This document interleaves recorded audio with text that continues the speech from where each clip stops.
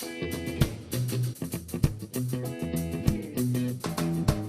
ကယ်လို့ရောက်တာကြပြီကွယ်အတွဲလေးတယောက်တော့လို့ချင်တယ်မမီရဲ့ရှာပေကွယ်ရည်စားလို့ချင်တယ်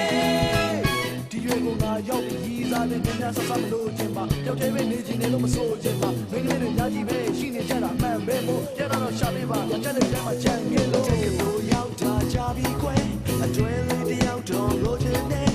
မမီရဲ့ရှာပေကွယ်ရည်စားလို့ချင်တယ်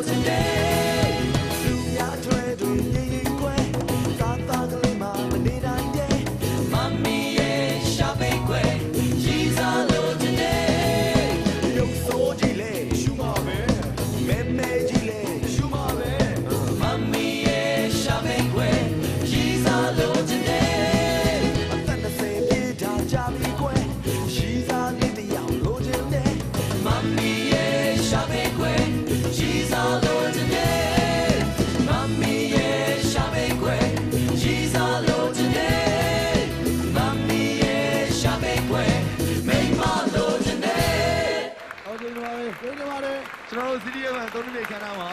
ကျူရိုကီဘူးကဒီချင်းလေးကိုဖြောပြရတဲ့အတွက်အရင်ကဝမ်းသာပီတိဖြစ်နေပါတယ်အားလုံး Happy New Year ပါခင်ဗျာ